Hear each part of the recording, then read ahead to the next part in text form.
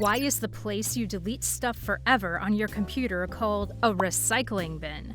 And how many designs of a recycling bin do we need? I mean, we've had like 100 over the past 20 years, and they all look different. There's square ones, curved ones, round ones. What's happening here? Is there some kind of secret big tech conspiracy happening here as they perfect the design of the recycling bin to keep us hooked on our computers, as they feed us advertisements, free trials that require credit cards, and worst of all, unwanted prompts to upgrade to Windows 11? Well, yes, actually. And on top of that, the existence of the recycling bin, the look of the mouse pointer, and everything else on your computer is designed extremely carefully with just one goal in mind. A goal that has been hiding in plain sight on the top left corner of your computer screen that reveals the secrets of computing, UX and UI design, and most importantly, human existence. To begin to understand why the recycling bin is what it is, we have to go back to the Industrial Revolution. The relationship between real-world objects and digital interfaces didn't emerge out of thin air. It evolved as a result of human efforts to make complex systems more usable, comprehensible, and accessible. One of the earliest instances of this emerged with the creation of basic tools. Archaeologists have uncovered hand axes dating back as far as 1.7 million years, which were meticulously shaped to fit the human hand. These prehistoric tools weren't just functional, they were carefully designed to suit the size, grip, and strength of their users. This intuitive approach to tool design laid the foundation for modern ergonomics, a field that emerged much later but shares the same guiding principle. Design must accommodate the human user. Ergonomics became an integral part of the Industrial Revolution in the 18th and 19th centuries when the need for user-friendly machinery became more urgent. Factory workers needed to be able to operate complex machines with minimal training, and this sparked the beginnings of what we now refer to as user-centered design. Machines like typewriters, telegraphs, and early automobiles were built with human factors in mind, leading to the development of interfaces that could be easily learned and operated. As technology evolved and computers emerged in the 20th century, user-centered design principles transitioned from the physical realm into the digital. The earliest computers, such as ENIAC, developed in the 1940s, were far removed from the machines we know today. They required users to input commands via punch cards or direct programming languages, which were highly abstract and unintuitive for all but the most specialized operators. The problem of accessibility was glaringly obvious, and it became clear that computers needed to evolve from machines that only experts could use into tools that everyday people could operate. This was the beginning of human-computer interaction, or HCI, a field that emerged in the 1960s to study how humans interact with machines and how to design systems that are more intuitive and easy to use. A monumental shift in computer design came with Douglas Engelbart, a pioneering researcher who envisioned a future where computers could be powerful tools for knowledge workers. In 1968, Engelbart demonstrated the world's first graphical user interface, or GUI, introducing the concept of manipulating visual elements on a screen using a mouse, a groundbreaking device he invented. His innovations laid the groundwork for modern UX and UI design. Engelbart's vision was rooted in cognitive psychology, particularly in the idea that humans process visual information more effectively than abstract code. By creating a more intuitive interaction method, Engelbart dramatically lowered the cognitive load required to operate computers, and in doing so, accidentally broke a hole in the wall that separated the digital world and the real world and brought back a familiar-looking friend. The idea of grounding digital interfaces in familiar, real-world metaphors came to life at Xerox PARC, or the Palo Alto Research Center, in the 1970s. Researchers at PARC developed the first WIMP, or Windows Icons, Menus, Pointers interface, which introduced the concept of a desktop metaphor. This interface resembled an office desk, complete with documents, folders, and a trash bin. By mapping digital actions onto real-world objects, the desktop metaphor allowed users to conceptualize and interact with files and programs in a way that mirrored their everyday experiences. This was more than just an aesthetic choice. By leveraging the human brain's existing mental models, the designers at Xerox PARC tap into affordances, a concept introduced by cognitive psychologist James J. Gibson. Affordances are the qualities or properties of an object that suggest how it could be used. A chair, for example, affords sitting, while a door affords opening. By translating these affordances into digital spaces, the Xerox PARC team created an intuitive way for users to interact with files and folders as though they were physical objects. Steve Jobs, co-founder of Apple, recognized the potential of this new approach after visiting Xerox PARC in 1979. Inspired by what he saw, Jobs directed his team to incorporate the desktop metaphor into the upcoming Apple Macintosh. Released in 1984, the Macintosh was the first commercially successful computer to feature a GUI based on real-world metaphors. The Mac introduced users to the idea of opening folders, copying documents, and yes, dragging files to the recycling bin, all actions that mirrored real-life experiences and reduced the learning curve associated with using a computer. The desktop metaphor was successful because it significantly reduced cognitive load, the mental effort required to process and understand information. This idea is closely related to cognitive load theory, or CLT, developed by educational psychologist John Sweller in the late 1980s. CLT posits that people learn more effectively when they can connect new information to their existing knowledge, thus reducing the cognitive load. A study conducted in the early 1990s by the Nielsen-Norman Group demonstrated that users who interacted with GUI-based systems like the Macintosh were able to complete tasks more quickly and with fewer errors than those using command-line interfaces. The reason? Users could rely on familiar physical interactions rather than learning abstract commands. Paved the way for the dawn of the internet and a new look for our recycling friend.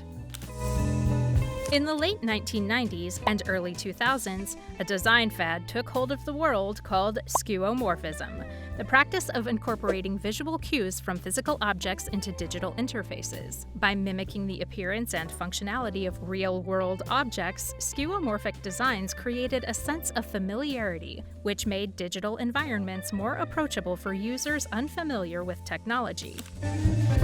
Skeuomorphism reached its peak under the leadership of Steve Jobs at Apple. The company's design ethos was deeply rooted in the idea that technology should feel personal and intuitive, and skeuomorphism played a central role in achieving that goal. Early versions of iOS, for example, featured skeuomorphic designs in nearly every application. The Notes app resembled a yellow legal pad. The Calendar app was designed to look like a paper calendar complete with leather bindings, and the iBooks app displayed books on a wooden shelf.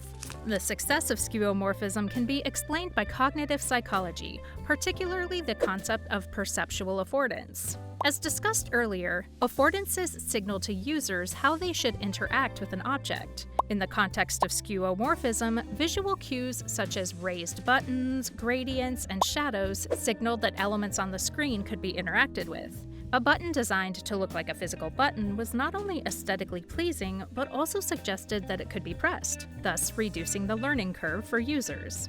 The effectiveness of skeuomorphism was confirmed in numerous usability studies.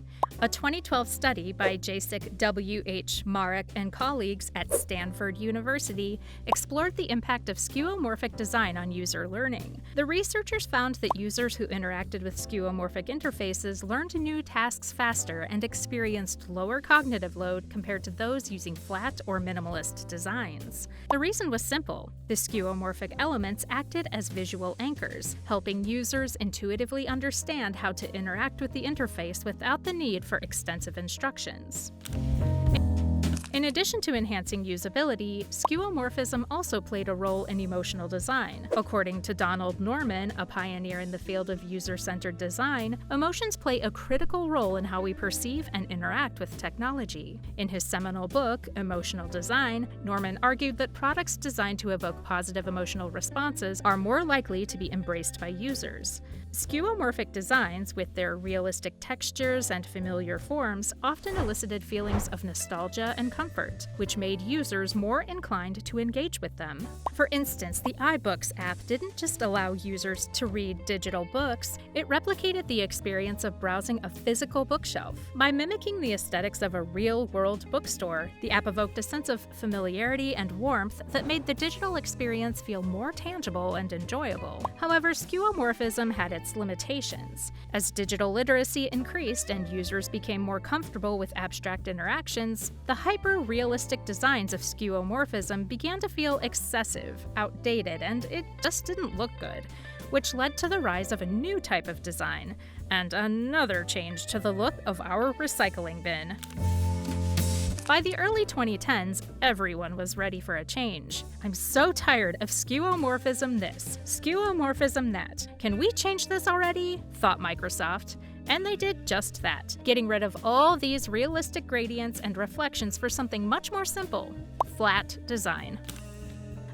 The transition to flat design was spearheaded by Microsoft, which introduced the world to its new Metro design language with the release of Windows 8 in 2012. Metro was a stark departure from the skeuomorphic designs of the past. It featured bold, flat tiles that lacked shadows, gradients, or three-dimensional effects. This minimalist aesthetic was designed to prioritize content over decoration, making interfaces more responsive, faster to load, and easier to navigate. Metro's flat design principles were deeply rooted in the modernist design movement, particularly the ideas espoused by the Bauhaus school and the Swiss design movement. These 20th century design philosophies emphasized functionality, simplicity, and clarity, advocating that form follows function. The goal of flat design was to remove any unnecessary visual elements that could distract from the content or functionality of the interface. Flat design also aligned with Gestalt psychology, which studies how humans perceive visual information. According to Gestalt principles, humans naturally group objects based on their proximity, similarity, and continuity.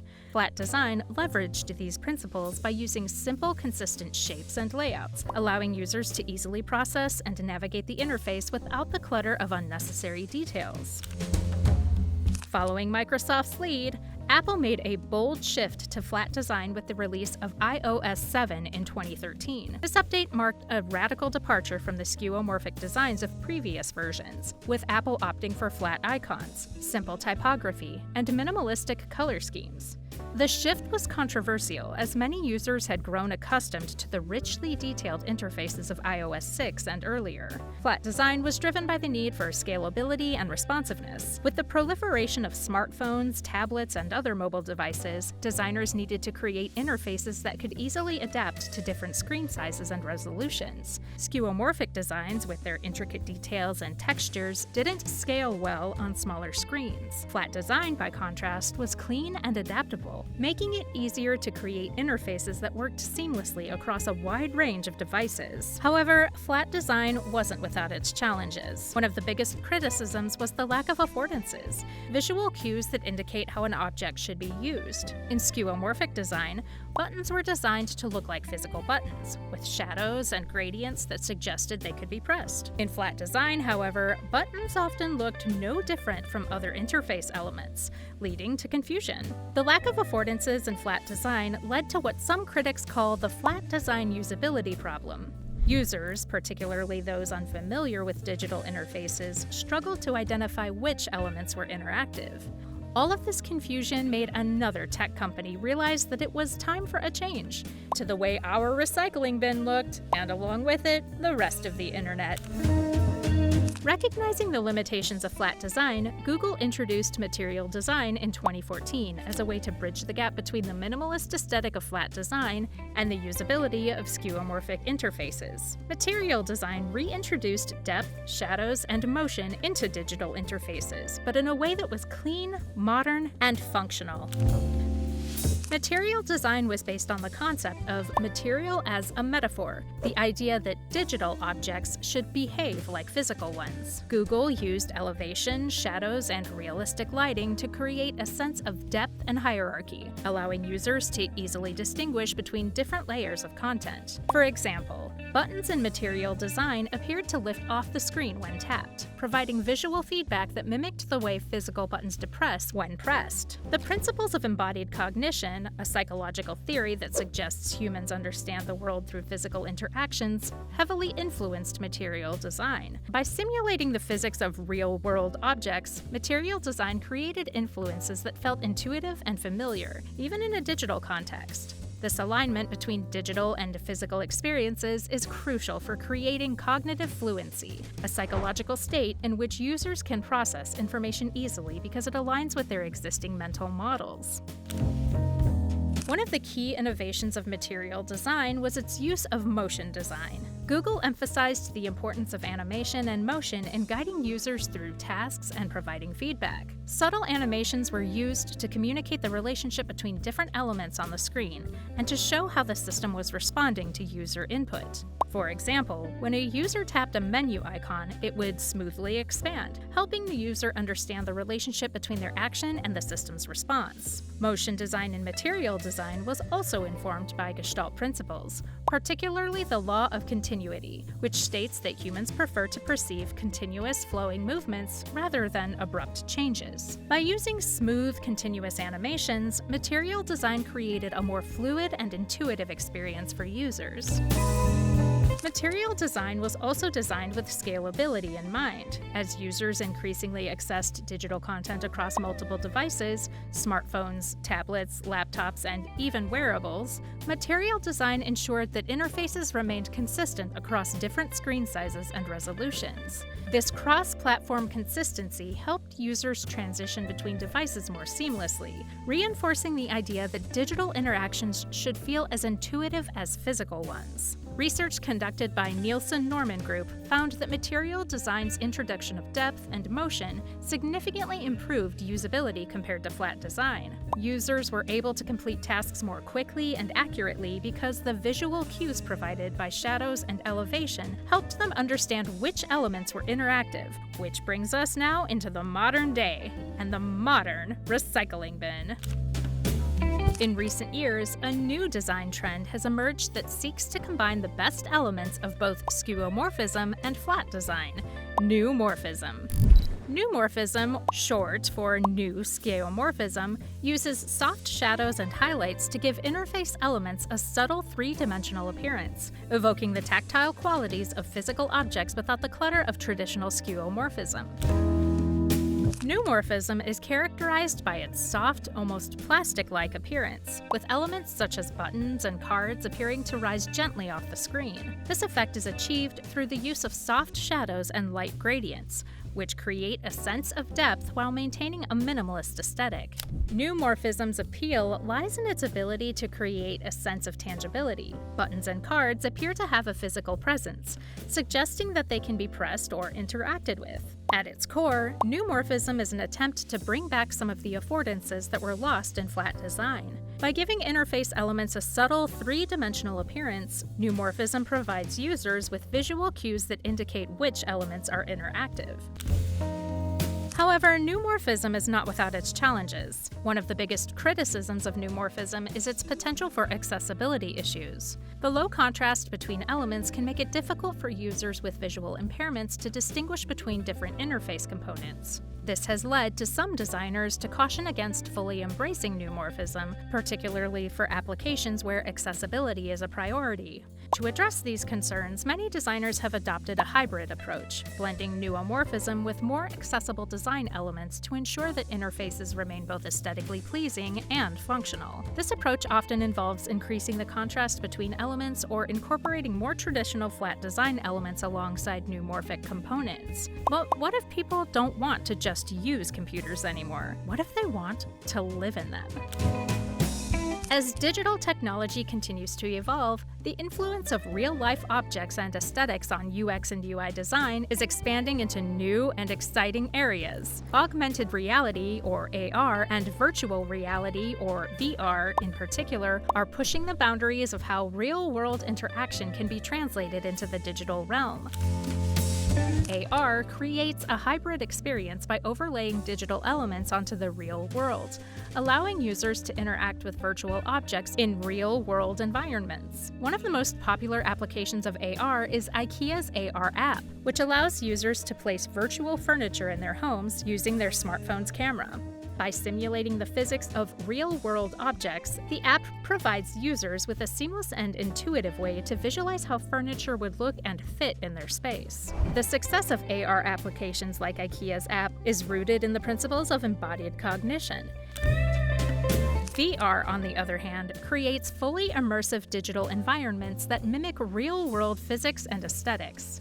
Games like Half-Life: Alyx have set a new standard for VR interaction design by allowing players to pick up, manipulate, and interact with objects in ways that feel natural and intuitive. For example, players can physically reach out and grab objects, rotate them in their hands, or throw them across the room, actions that closely mimic real-world physics. VR designers face unique challenges in creating environments that feel both realistic and immersive. In order to create a convincing virtual world, designers must replicate not only the appearance of real-world objects, but also their physical properties, such as weight, friction, and momentum. This requires a deep understanding of real-world physics and how humans interact with objects in their environment. Both AR and VR rely heavily on haptic feedback to enhance the sense of immersion. Haptic feedback provides users with tactile responses that simulate the sensation of touch, making digital objects feel more real. Devices like Apple Watch already use haptic feedback to alert users with subtle taps on the wrist, creating a sensory connection between the user and the digital device. As haptic technology continues to evolve, it is likely to play an even more prominent role in UX and UI design, particularly in AR and VR applications, and poses to all of one simple question. From the days of steamboats and child labor to the Apple Vision Pro, our lowly friend the recycling bin has had to evolve constantly. At first, to make it easier to use computers, and then to make it look nicer on our screens. But now, as we blur the edge between reality and cyberspace, the one fundamental question that tormented the fathers of the internet has come back to haunt us again. Is it time for us to change the look of the digital world again? Or is it better to just recycle what we made before? Thanks for watching.